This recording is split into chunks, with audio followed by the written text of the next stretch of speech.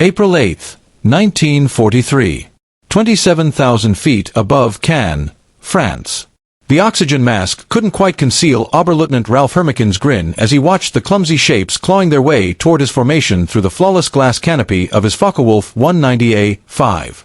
The 26-year-old veteran ace of Jagdgeschwader 26 studied the unfamiliar aircraft making their first combat appearance over occupied Europe.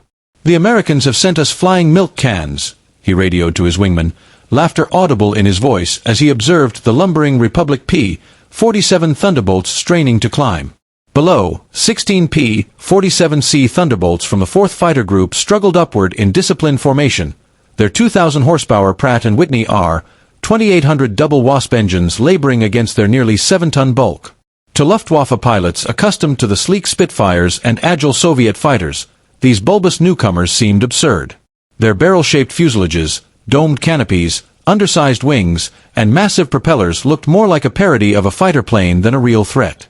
What Hermikin and his fellow German pilots circling above couldn't possibly know was that they were witnessing the dawn of a weapon that would ultimately dismantle the Luftwaffe's fighter force piece by piece. Within a year and a half, these so-called milk cans would evolve from a laughingstock into the most dreaded sight in the sky, their 8.50 caliber Browning machine guns producing a sound that became synonymous with death for German pilots. The destructive potential was already there, hidden in those broad wings. 3,400 rounds of ammunition, a combined firing rate exceeding 6,000 rounds per minute, enough concentrated firepower to rip a Messerschmitt apart in less than 2 seconds. The change began that same April morning, when Major Donald Blakesley, commanding the 335th Fighter Squadron, spotted enemy aircraft maneuvering for an attack. The former Eagle Squadron pilot, who had only recently transitioned from RAF Spitfires, understood what his men had yet to learn. Surviving in a P-47 meant abandoning everything they thought they knew about air combat. The Thunderbolt wasn't just another fighter, it was a revolution in design philosophy. While Germany had focused on light, nimble interceptors optimized for turning and climbing, Republic Aviation had built something entirely new, a high-altitude powerhouse that used brute strength, speed, and durability to dominate the air war. Among the 56 American pilots scattered across the French sky that morning were men who would one day become aces, their names etched into Luftwaffe nightmares. But on April 8, 1943, they were rookies in an unproven aircraft, facing the most battle-hardened air force on the planet. The Germans had been fighting continuously since 1939, veterans of campaigns from Poland to Russia. The Americans, by contrast, had been in combat exactly 0 days. This is the story of how industrial might overcame tactical genius, how mass production and engineering excellence combined into overwhelming dominance, and how German amusement turned into terror once they learned what 8 synchronized Brownings could do to an aircraft from 400 yards away.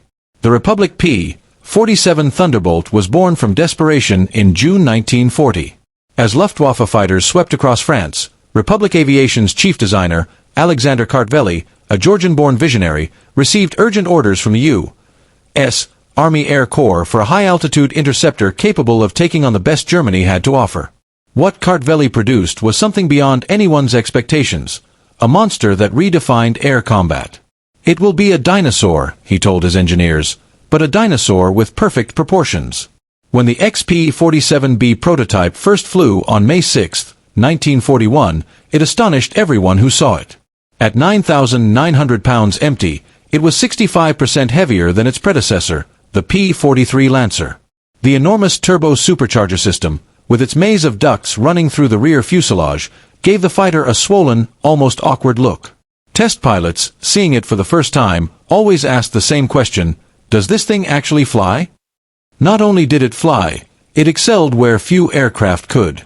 The Pratt & Whitney R-2800 Double Wasp, an 18-cylinder radial engine generating 2,000 horsepower, maintained full output at 27,000 feet, an altitude where most engines gasped for oxygen.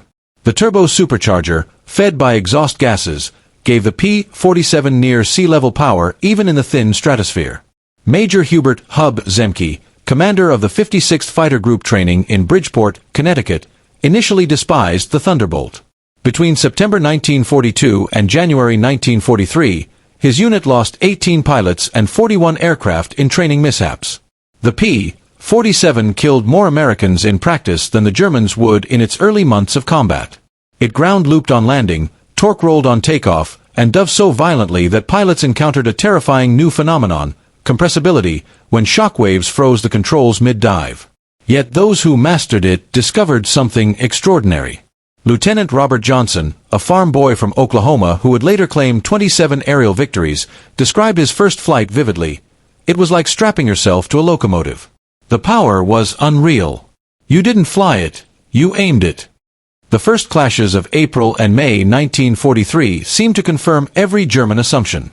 The Thunderbolt couldn't turn with the Focke-Wulf 190s, couldn't climb with the Messerschmitt 109s, and seemed sluggish at mid-altitudes.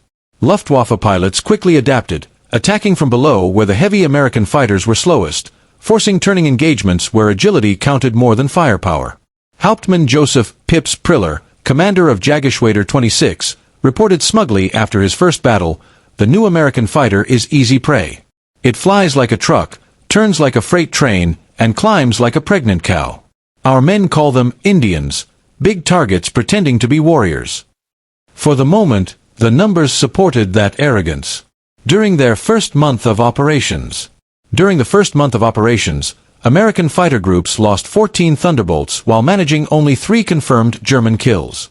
RAF observers, watching from their Spitfire squadrons, quietly wondered whether their U.S. allies might reconsider their choice of aircraft. British pilots joked that the most effective evasive move in a P-47 was to unbuckle your harness and run laps inside its spacious cockpit. Yet, amid the mockery, something remarkable was taking shape, something German intelligence completely overlooked. The Thunderbolts that did go down had endured staggering levels of damage before succumbing. One aircraft returned from a mission on May 4th riddled with 21 cannon hits and more than 100 machine gun strikes, damage that would have torn a Messerschmitt or Spitfire to shreds.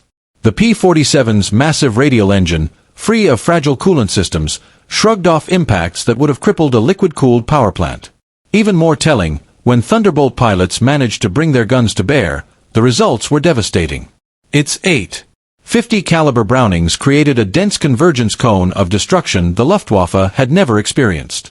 Unlike the rifle-caliber weapons of early war aircraft or cannon with limited ammunition, the P-47 could sustain a continuous stream of fire for over 30 seconds, an eternity in aerial combat. The moment that began to rewrite German perceptions came on June 26, 1943, over Lisieux, France.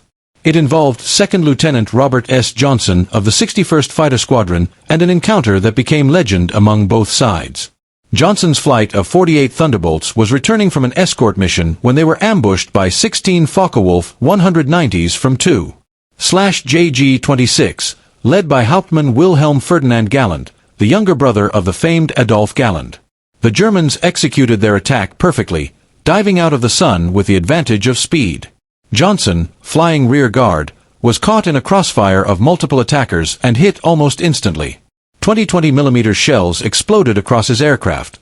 The canopy shattered, hydraulic fluid sprayed the cockpit, and fire flared behind the instrument panel.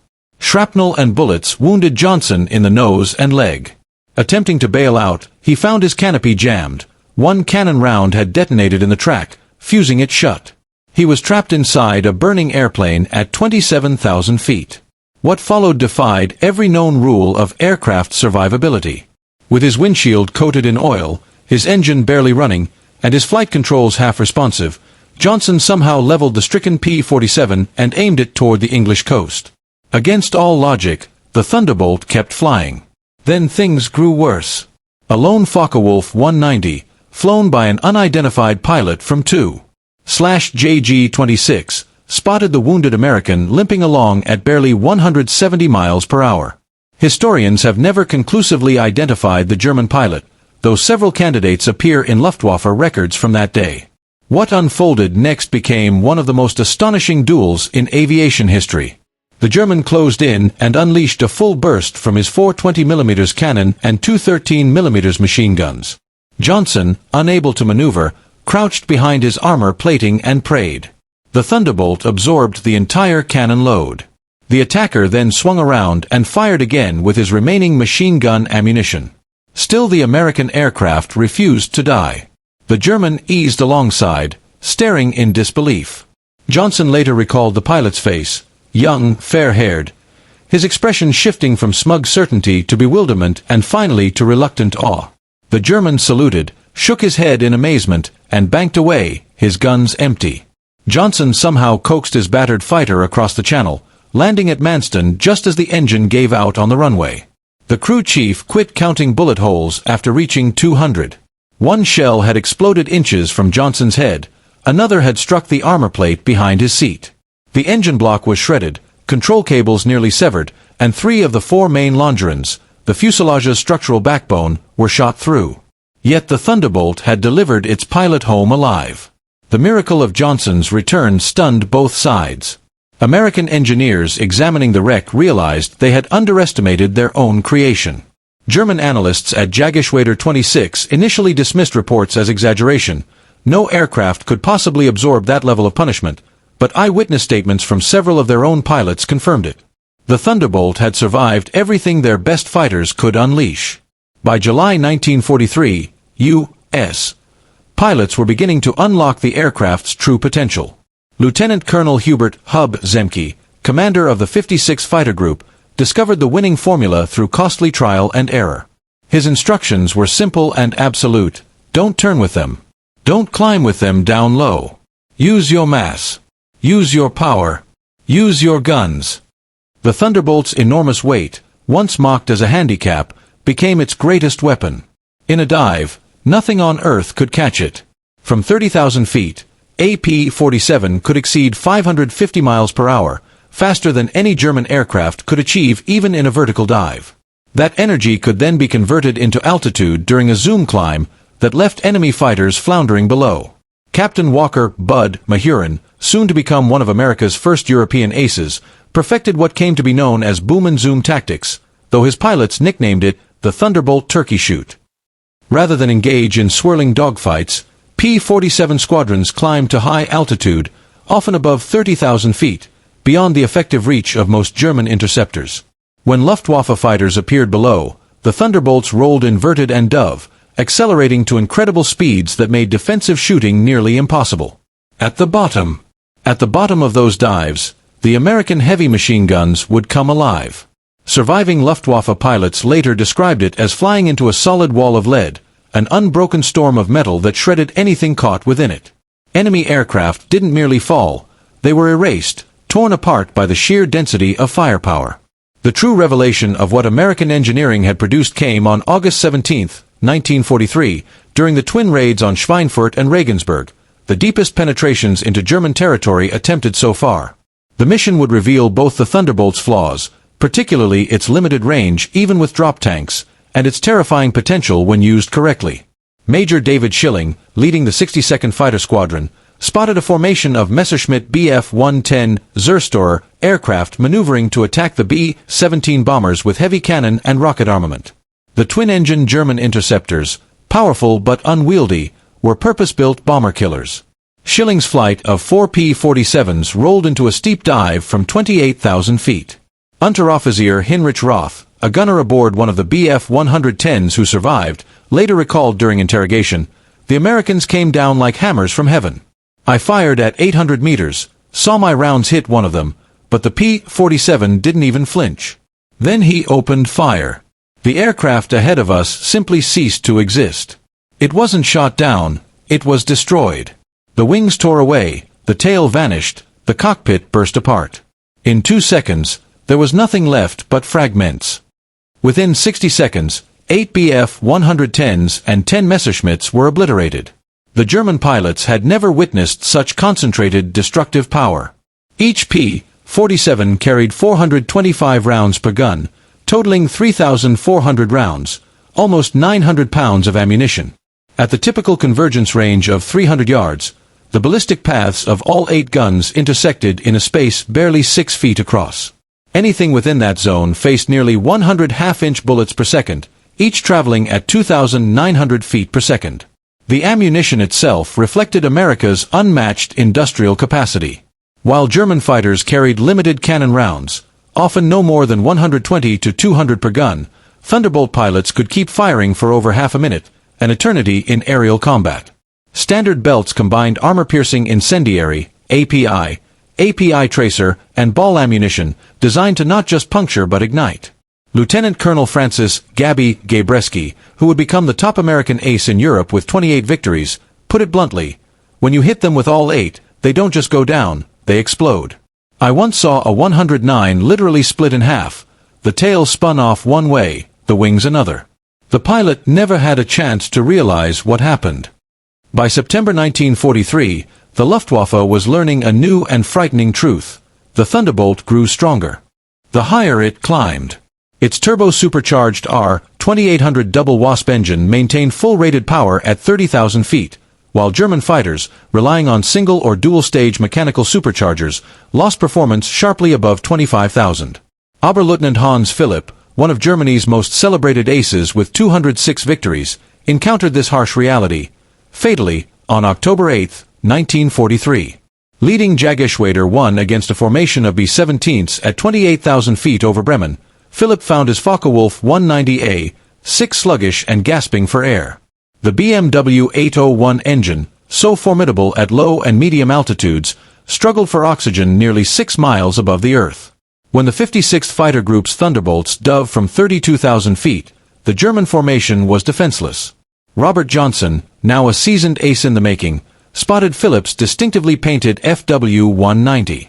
His after-action report was brief and clinical. Opened fire at 300 yards, 30-degree deflection. Observed strikes along fuselage. Enemy aircraft exploded. No parachute observed. Philipp's death sent shockwaves through the Luftwaffe. He had survived more than 500 missions across both eastern and western fronts, and now even his skill couldn't save him. If Germany's finest couldn't survive against the Thunderbolt, what chance did ordinary pilots have? The German High Command immediately ordered a detailed investigation into the American fighter's capabilities. The report delivered to Reichsmarschall Hermann Göring in November 1943 was grim. The Thunderbolt service ceiling exceeded 42,000 feet, higher than any German fighter could reach. Its dive speed approached the sound barrier. Armor protection included a 3/8-inch steel plate behind the pilot, half-an-inch bulletproof glass at the front, and protective deflectors around the engine. Most alarming of all, the aircraft's rugged airframe could withstand damage that would destroy 3 ordinary fighters and still return to base. By January 1944, a new variant arrived in England, one that would complete the P-47's evolution from a subject of ridicule to a weapon of dread. The P-47D-22 introduced the Hamilton Standard hydromatic propeller, featuring 13-foot paddleblade blades with a broad cord that bit into the air like giant oars. The performance gains were immediate. Where earlier Thunderbolts climbed sluggishly at about 2,200 feet per minute, the new propeller increased that rate to 3,000 feet per minute, matching or even surpassing most German fighters at comparable altitudes. Acceleration also improved dramatically, allowing Thunderbolts to build speed and energy more rapidly in level flight. Hauptmann Heinz Nock of Jageschwader 11, a veteran of more than 200 missions, encountered the upgraded Thunderbolts during a bomber interception near Hanover in February 1944. His combat diary recorded the shock of the experience. "The fat Americans have learned to climb. We bounced a formation near Hanover expecting the usual advantage. They turned and came up with us. When we tried to disengage, they followed us all the way to 30,000 feet. Schmidt was hit and vanished in smoke and debris. These are not the same machines we laughed at last year." The paddleblade propeller did more than enhance performance. It transformed the Thunderbolt's very voice. Its deep, thunderous roar, caused by the blade tips nearing.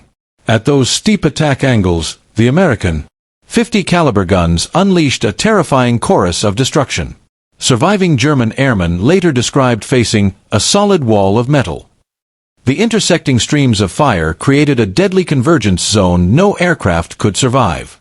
Planes caught in it didn't merely fall, they were torn apart. The true display of American firepower came during the twin raids of August 17, 1943, on Schweinfurt and Regensburg, the deepest penetration into German airspace attempted up to that point. This mission revealed both the P-47's range limitations, even with drop tanks, and its devastating effectiveness when used properly. Major David Schilling, leading the 62nd Fighter Squadron, encountered a formation of Messerschmitt Bf-110 destroyers, maneuvering to attack B-17s with heavy cannon and rockets. The twin-engine German interceptors, built to annihilate bombers, were heavily armed but sluggish. Schilling's 4 Thunderbolts dived from 28,000 feet to strike. Unteroffizier Heinrich Roth, a surviving Bf-110 gunner, recalled later in Allied interrogation, "The Americans came down like hammers from heaven. I fired at 800 meters. Good hits. I saw them strike his wing. The Thunderbolt didn't even flinch. Then he fired. The aircraft ahead of us simply ceased to exist. Wings sheared off, tail gone, the fuselage shredded. In 2 seconds, a 110 became nothing." 8 Bf-110s were obliterated in less than a minute. The Luftwaffe pilots had never faced such sheer firepower. Each P-47 carried 8 machine guns with 425 rounds apiece, 3,400 rounds total, nearly 900 pounds of ammunition. At the standard convergence point of 300 yards, all 8 gun streams met within a 6-foot circle, delivering over 100 half-inch projectiles every second, each traveling at nearly 2,900 feet per second. German fighters typically carried only 120 to 200 rounds per 20 mm cannon, limiting their firing time, while American pilots could sustain a 30-second barrage. Their ammunition mix, armor-piercing incendiary, armor-piercing tracer, and ball, was designed not only to destroy but to ignite. Lieutenant Colonel Francis "Gabby" Gabreski, who would become America's top ace in Europe with 28 victories, described it simply, "When all 8 hit, they don't just go down, they explode. I saw a 109 cut clean in half, tail one way, nose another. The pilot never had a chance." By September 1943, the Luftwaffe was learning another grim fact. The P-47 grew stronger with altitude. Its turbo-supercharged double Wasp engine maintained full power above 30,000 feet, while German engines gasped thin air beyond 25,000. Oberleutnant Hans Philipp, one of Germany's greatest aces with 206 victories, discovered this too late on October 8, 1943. Leading Jagerschwader won against AB-17 Group at 28,000 feet over Bremen. His Focke-Wulf 190A-6 struggled in the thin atmosphere. When Thunderbolts of the 56th Fighter Group dived from 32,000 feet, the German formation was helpless. Robert Johnson, now a veteran nearing ace status, reported calmly, "Opened fire at 300 yards, 30-degree deflection. Observed strikes across fuselage. Enemy exploded. No parachute seen." Philipp's death sent shockwaves through the Luftwaffe. If one of their finest couldn't survive against Thunderbolts, what chance did ordinary pilots have? A secret investigation into the P-47's performance, presented to Reichsmarschall Göring in November 1943, delivered sobering conclusions. The Thunderbolt service ceiling exceeded 42,000 feet, higher than any German fighter. Its dive speed approached the sound barrier. Armor plating shielded pilot and engine with steel and bulletproof glass. Worst of all, its rugged airframe could take punishment that would destroy 3 other fighters and still make it home. By January 1944, a new variant, the P-47D-22, was arriving in England, transforming the once-mocked flying barrel into a nightmare. This model introduced the Hamilton Standard hydromatic propeller with 13-foot paddle blades that bit through the air like giant oars. The improvement was instant. Climb rate jumped from a sluggish 2,200 feet per minute to nearly 3,000, equaling German fighters at most altitudes. Acceleration improved as well. Thunderbolts could now build energy quickly in level flight. Hauptmann Heinz Nock of Jagerschwader 11, a veteran of 200 missions, recorded in his diary after an encounter near Hanover in February 1944, "The fat American fighters have learned to climb. We bounced to formation expecting our usual advantage. They turned toward us and came up with us. When we tried to break off, they followed to 30,000 feet. Schmidt was caught and blown apart. Smoke and fragments. Nothing left. These are not the same machines we laughed at last year." The paddle blade propeller also changed the Thunderbolt's voice. The roar of its tips, reaching supersonic speed, carried for miles. German troops could recognize the sound before the aircraft were visible, a deep, thunderous growl that heralded destruction. They called it Donnerschlag, the thunderclap. By March 1944, Thunderbolts fitted with drop tanks could escort bombers deep into Germany. Standard loads, 2 108-gallon wing tanks or a 75-gallon belly tank, extended range past 1,000 miles. With the paddle props added power, they could fight immediately after jettisoning tanks. The Luftwaffe's only answer was to charge through the escort screen to reach the bombers, a near-suicidal mission. Even veteran German aces came to respect and fear the big American fighter. Major Gunther Rall, Germany's third highest scoring ace with 275 victories, barely survived a P-47 encounter on March 6, 1944. They came from above, fat shadows against the sun. Someone joked, "Here come the flying pigs." No one laughed 30 seconds later. They fell on us like an avalanche. 3 of our fighters vanished in the first pass. Their guns didn't chatter, they roared in solid streams. To be caught in that meant instant death. Thunderbolt escorts revealed another advantage: endurance. German fighters, running at maximum power, drained fuel quickly. The massive American radials could cruise efficiently at altitude, remaining with the bombers for hours and still have fuel for combat. By spring 1944, as P-51 Mustangs assumed long-range duties, Thunderbolts turned increasingly to ground attack, where they became the most feared aircraft in Europe. Their transformation began that April, ahead of the invasion of France. The P-47's 8 guns proved devastating against ground targets. Armor-piercing incendiary rounds could penetrate vehicle tops, while the sheer volume of fire shredded soft targets instantly. A 2-second burst delivered 160 half-inch projectiles into a truck-sized area. When bombs and rockets were added, the Thunderbolt became a true multi-role beast. The D-25 could haul 2 1,000-pound bombs under its wings and another 500 pounds under the fuselage, matching early medium bombers. Later versions carried 10 5-inch HVAR rockets, each equal to a 105 mm artillery shell. Oberst Hans von Luck, commanding the 125th Panzergrenadier Regiment in Normandy, described the terror. "They came in so low you could see their faces. Engines howling, rockets screaming, then the hammer of those guns. A column of trucks simply vanished, 20 vehicles reduced to burning wrecks in one pass. The effect on the men was shattering. We called them J-bows, fighter bombers, but these were something worse. Flying artillery with sniper accuracy." On D-Day, June 6, 1944, over 500 Thunderbolts covered the beaches, sealing the skies. German fighters that reached the area were massacred. Oberleutnant Wolfgang Fischer, one of only 3 Luftwaffe pilots to make it to Normandy that day, recalled, "The sky belonged to the Americans. Thunderbolts stacked from sea level to 30,000 feet. 12 of US took off at dawn. I was the only one who returned. You couldn't climb over them or dive under them. Their guns turned our aircraft into aluminum rain." In the weeks after the landings, P-47s annihilated German logistics in daylight. June alone saw the 9th Air Force claim 651 locomotives, 3,847 trucks, 512 tanks, and over 4,500 horse-drawn vehicles destroyed. The Wehrmacht was forced to move only at night. German countermeasures, thicker armor, heavier flak, better camouflage, did little. The Thunderbolt's speed, toughness, and firepower made it nearly invincible. Even the dreaded 88 mm guns struggled to hit them at low altitude. While wrecking Europe, the P-47 also proved invaluable in the Pacific. The 348th Fighter Group in New Guinea found its range and resilience ideal for the vast theater. Colonel Neil Kirby, the group's commander, developed new tactics for the Pacific. On October 11, 1943, he led 4 Thunderbolts against 40 Japanese fighters over Wewak, downing 6 himself and earning the Medal of Honor. Japanese pilots, used to fragile opponents, were stunned. Ace Saburo Sakai later wrote, "We called them monsters. Our 20 mm shells that shredded P-40s barely scratched them. I fired dozens of rounds into one and it flew away.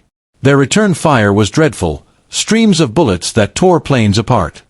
The long-range P-47N, built for the Pacific, carried wet-wing tanks holding 93 gallons each for a 2,350-mile range, enough to escort B-29s to Japan. The Thunderbolt's ultimate vindication came when it faced the jet-powered Me-262. Though the German jet could outrun any propeller fighter, Thunderbolt pilots learned to catch them during takeoff, landing, or diving from altitude. On November 27, 1944, Lieutenant Colonel John C. Meyer of the 352nd Fighter Group became one of the first to down a jet in a P-47. Diving from 28,000 feet, he hit nearly 500 miles per hour, fast enough to overtake the unsuspecting Me-262. His combat report read, "Enemy aircraft disintegrated under fire." Large fragments of wreckage spiraled downward, both engines torn free from the fuselage. The pilot never escaped.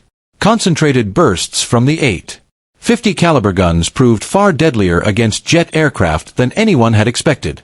By early 1945, new high-performance P-47M models had been introduced to specifically hunt German jets and V-1 flying bombs.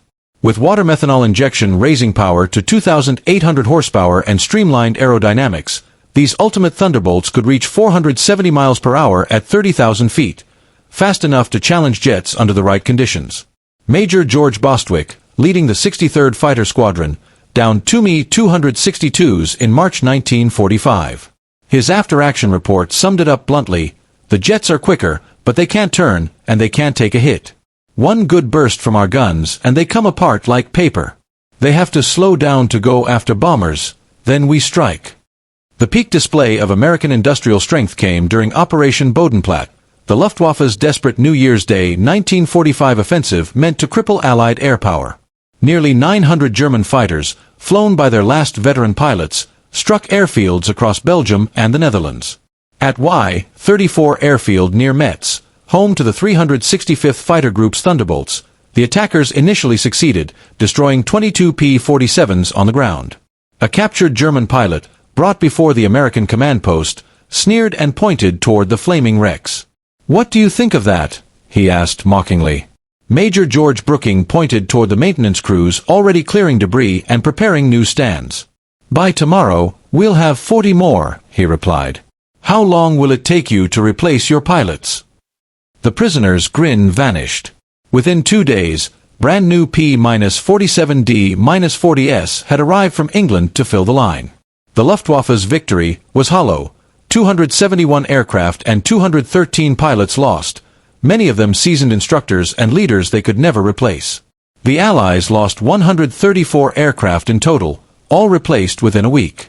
The numbers alone foretold Germany's defeat. Republic Aviation built 15,683 Thunderbolts during the war, more than any other U.S. fighter. At peak output, the Farmingdale, Long Island plant completed 1 aircraft every hour, day and night.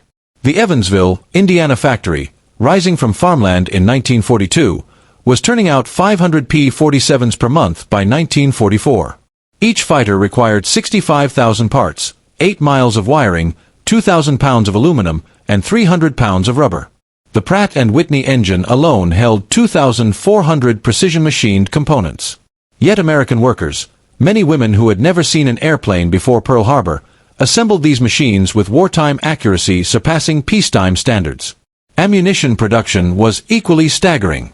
Every Thunderbolt sortie required 3,400 rounds of .50 caliber ammunition, and hundreds of P-47s flew daily. By mid-1944, usage exceeded 10 million rounds per month. Missouri's Lake City arsenal alone produced 30 million rounds monthly, each cartridge made to tolerances of 1/10,000th of an inch to ensure flawless feeding. Fuel demands were equally immense. A P-47 consumed about 100 gallons per flight hour, and up to 300 in combat using water injection. By late 1944, the 9th Air Force alone was burning through 25 million gallons of aviation fuel every month, shipped across the Atlantic by tankers, themselves products of American assembly lines. Even more impressive was pilot training. By 1944, the U.S. was graduating 30,000 pilots annually, more than Germany trained in the entire war. Each P-47 pilot logged at least 400 flight hours before combat, including 100 in advanced fighters. German trainees by 1945 were entering battle with barely 100 total hours. The difference showed in combat. American aviators arrived in Europe already skilled in formation flying, instrument navigation, and deflection gunnery. They had studied captured German aircraft and knew their opponent's strengths and flaws. They understood their own systems down to the last switch. Lieutenant Eugene Roberts, who arrived in England in September 1944, described that readiness. "I had 420 hours logged, 75 of them in the P-47. I'd fired at towed sleeves, practiced deflection, reviewed gun camera film from real engagements. On my first mission, I knew exactly what to do. The German I fought didn't have half my experience. It wasn't a fair contest." By March 1945, Oberstleutnant Joseph Priller, once the man who mocked the Thunderbolt as a pregnant cow, was interviewed by German propagandists desperate for good news. His unedited statement, never published, said everything: "The Thunderbolt is the finest fighter-bomber ever built. Its firepower is unmatched, guns that never jam, never overheat, never run dry. It carries bombs like a medium bomber, fires rockets like artillery, and still fights like a true fighter." But more than the aircraft, it represents something greater: limitless American production. They lose 10, they build 20. We lose one, and it's gone forever. Their pilots are better trained than our instructors. They have fuel for practice, ammunition for training, and spares for everything. We have only courage, and courage without resources is just postponed defeat. We laughed at them in 1943. We're not laughing now. When you hear those guns, you know death has arrived. The sound stays with us, mechanical, exact, unstoppable. They didn't beat us with tactics or bravery. They buried us under a mountain of steel and fire. By April 1945, the Luftwaffe existed mostly on paper. Fuel shortages grounded what few planes remained. Experienced pilots were gone. Airfields lay in ruins. Even with aircraft, the outcome was inevitable. Any German flight risked running into P-47 formations dominating every altitude from treetop to 40,000 feet. Feldwebel Klaus Brechtender, one of the last Luftwaffe trainees, flew a single combat mission before the war ended. His encounter over Leipzig lasted just 12 seconds. "I saw them above, 4 Thunderbolts diving in perfect formation. I tried to turn, but they were too fast. The leader fired from 500 meters. My plane shook as if struck by hammers. Then the engine exploded. Massive fragments, including both engines, tore free from the fuselage as it broke apart. The pilot never escaped. Concentrated bursts from the 50 caliber guns proved far more lethal against jet aircraft than expected. By early 1945, new P-47M Thunderbolts were introduced, purpose-built to intercept German jets and V-1 flying bombs. Equipped with water methanol injection that pushed output to 2,800 horsepower and refined aerodynamics, these ultimate Thunderbolts could reach 470 miles per hour at 30,000 feet, fast enough to challenge jets under favorable conditions. Major George Bostwick, commander of the 63rd Fighter Squadron, destroyed 2 Mi-262s in March 1945. His tactical report favored strength over speed. "The jets are quicker, but they can't turn, and they can't take hits. One solid burst from our guns, and they tear apart like paper. They have to slow down to go after bombers. That's when we catch them."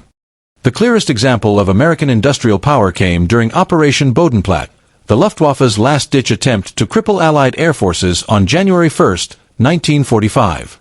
Nearly 900 German fighters, flown by their remaining veterans, launched surprise strikes against airfields across Belgium and the Netherlands. At Y-34 airfield near Metz, home to the 365th Fighter Group's P-47s, the attackers scored early success, destroying 22 Thunderbolts and several other aircraft on the ground. A captured German pilot, brought before the base command, pointed to the burning wrecks and sneered, "What do you think of that?" Major George Brookings' reply became legend throughout the 9th Air Force. He gestured toward the ramp, where crews were already clearing debris and preparing pads for new aircraft. "By tomorrow, we'll have 40 more," he said evenly. "How long will it take you to replace your pilots?" The prisoner's smirk vanished. Within 48 hours, fresh P-47D-40s from England lined the field. The Luftwaffe, however, had lost 271 aircraft and 213 irreplaceable pilots, including instructors and squadron leaders. Those losses sealed their fate. The Allies lost 134 planes in all, every one replaced within a week. The arithmetic spoke of inevitable defeat. Republic Aviation produced 15,683 Thunderbolts during the war, more than any other American fighter. At peak, the Farmingdale, Long Island factory completed 1 aircraft every hour, day and night. The Evansville, Indiana plant, built on farmland in 1942, was turning out 500 per month by 1944. Each P-47 required 65,000 separate parts, 8 miles of wiring, 2,000 pounds of aluminum, and 300 pounds of rubber. The engine alone contained 2,400 precision components machined to thousandths of an inch. Yet American workers, many of them women new to aviation, assembled these complex machines with craftsmanship that often exceeded pre-war standards. Ammunition production was just as staggering. Every P-47 sortie burned through 3,400 rounds of .50 caliber ammunition, and hundreds flew daily. By mid-1944, consumption topped 10 million rounds per month. The Lake City Arsenal in Missouri produced 30 million rounds monthly, each cartridge made to a 10,000th inch tolerance to guarantee flawless feeding through synchronized guns. Fuel usage was equally immense. A Thunderbolt consumed 100 gallons per hour in cruise and up to 300 in combat with water injection active. By late 1944, the 9th Air Force alone used over 25 million gallons of aviation fuel monthly, all of it shipped across the Atlantic in tankers built by American industry. Even more remarkable was pilot training. Why 1944, the United States was graduating 30,000 pilots each year, more than Germany trained during the entire conflict. Every P-47 pilot logged at least 400 hours of flight time before combat, including 100 in advanced fighters. Late-war German flyers often entered battle with less than 100 total hours. The difference showed in the skies. American pilots arrived in Europe well-versed in formation flying, instrument work, gunnery, and tactics. They trained against captured German aircraft and understood their opponent's strengths and weaknesses.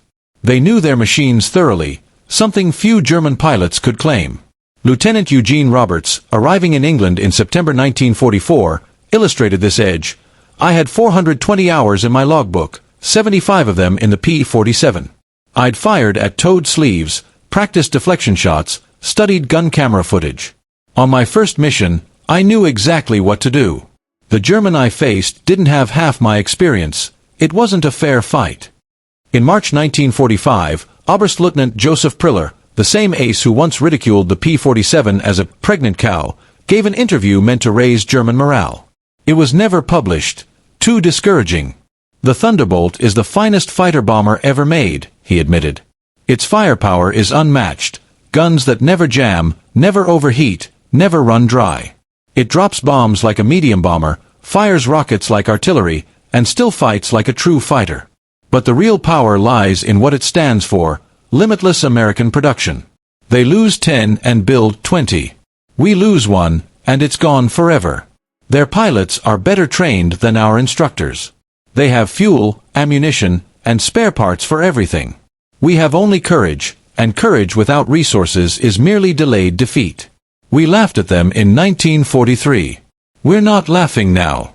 When you hear those guns, death is coming, mechanical, relentless, unstoppable. They didn't outfly us or outfight us. They buried us beneath a mountain of steel and fire. By April 1945, the Luftwaffe existed mostly on paper. Fuel shortages grounded the few aircraft left. Veteran pilots were dead or captured. Airfields lay shattered. Even with planes and fuel, German flyers faced impossible odds. P-47s dominated every altitude from treetop to 40,000 feet. Feldwebel Klaus Brechtender, one of the final German trainees, flew a single combat mission before war's end. His fight over Leipzig lasted 12 seconds. I saw them diving from above, 4 Thunderbolts in perfect formation. I tried to turn, but they were too fast. The leader fired from 500 meters. My plane shuddered like it was being struck by hammers. Then the engine exploded. The wing tore away, and I barely made it out alive. From my parachute, I watched in horror as they wiped out my entire squadron.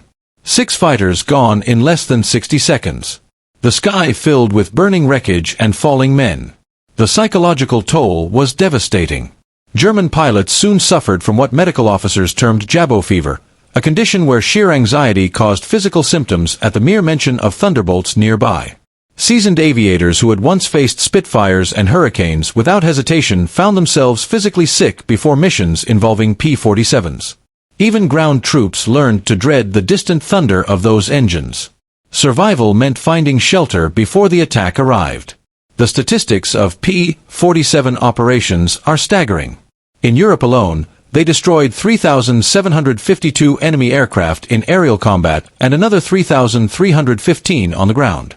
They obliterated 86,000 railway cars, 9,000 locomotives, 6,000 armored vehicles, 68,000 trucks, and 60,000 horse-drawn wagons.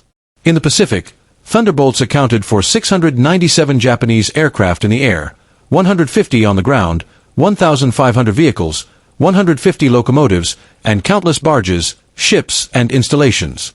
The 9th Air Force, primarily equipped with P-47s, flew 213,873 combat sorties, dropped 120,000 tons of bombs, fired 135 million rounds of ammunition, and launched 60,000 rockets. Thunderbolt squadrons achieved a 4.6-to-1 kill ratio in aerial combat, all while maintaining the lowest loss rate of any Allied fighter bomber. Behind those numbers lay immense human cost. The Luftwaffe lost an estimated 28,000 pilots in combat against the Western Allies, many cut down by the concentrated fury of American .50 caliber machine guns. Every loss represented years of irreplaceable training. By war's end, the average German pilot entered battle with less than 30 hours of combat experience. The typical P-47 pilot had over 200. At the Luftwaffe's interrogation center at Oberursel, captured Allied pilots were analyzed in detail. When Allied forces seized the archives in 1945, they found a series of reports tracking German evaluations of the P-47 over time, records that tell a remarkable story of changing perception. April 1943, a large, unwieldy aircraft. Inferior to German types in all aspects except dive speed. Armament of machine guns inadequate against cannon-equipped fighters. Assessed threat, minimal. December 1943, excellent performance at high altitude. Extremely rugged. Firepower increasingly problematic. Pilot tactics improving. Assessment, significant threat above 25,000 feet. June 1944, dominant fighter bomber. Superior to all German types above 20,000 feet. Armament devastating against all targets. Exceptional structural strength makes destruction difficult. Assessment, critical threat at all altitudes. March 1945, the best fighter bomber of the war. Unmatched combination of firepower, durability, and performance. Pilot quality outstanding. Assessment, engagement inadvisable. In 1985, at a reunion of German and American fighter pilots in Phoenix, Arizona, former enemies met as old men sharing peace. When General Lieutenant Adolf Galland, the former head of the Luftwaffe's fighter arm, was asked about the P-47, his recorded response summed up the transformation perfectly. "We made a terrible mistake in 1943. We looked at that big, heavy fighter and laughed. We said, the Americans don't understand air combat. They've built a bomber and called it a fighter. But it was we who didn't understand. The Americans hadn't tried to build a European fighter. They built an American one, designed for production, firepower, and survival. In a war of attrition, the plane that could take punishment and still hit back hardest would win. They were right. The first time I flew a captured P-47 after the war, I finally understood. The power was unbelievable. It climbed as if pulled upward by the sky itself. The cockpit was roomy and the visibility excellent. The controls were crisp, responsive. It was a pilot's aircraft, armored like a tank. But what impressed me most was realizing that America built over 15,000 of these machines while fighting on two fronts. Each one used an engine more complex than anything Germany ever produced, yet they turned them out faster than we could build simple fighters. That's when I knew we never had a chance. Those guns, we called them Roosevelt's piano because of the sound. Once you heard it, you never forgot it. Many of my friends heard it for the last time. The P-47 didn't just defeat the Luftwaffe, it annihilated it. The Thunderbolt's design embodied American industrial philosophy, sheer mechanical might supported by limitless resources. Everything about it was overbuilt, overpowered, and engineered for survival. The wing spars could bear 40,000 pounds, 3 times the plane's fully loaded weight. The engine mount could handle 12 GS. Every control cable had a duplicate backup.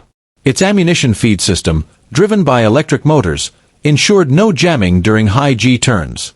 The guns were electrically heated against freezing, each with an independent charging mechanism. Pilots could even adjust convergence between 150 and 400 yards for personal preference. Some German veterans later claimed the Thunderbolt won through numbers, not design, that German fighters were superior but overwhelmed. The combat data tells a different story. In battles of equal numbers, P-47s routinely prevailed. The 8.50 caliber Brownings, dismissed early on as inferior to cannons, proved deadlier in practice.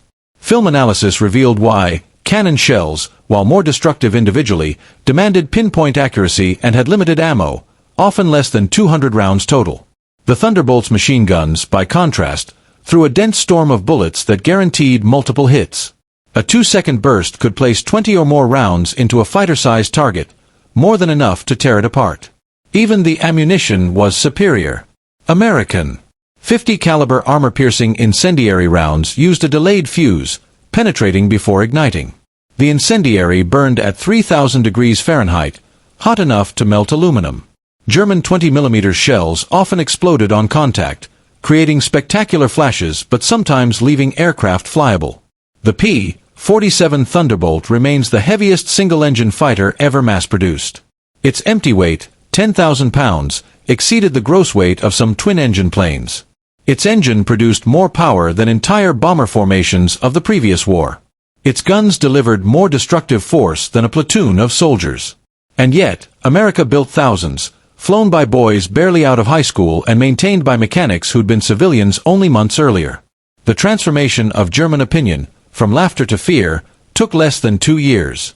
The flying milk bottle became the most dreaded aircraft the Luftwaffe ever faced.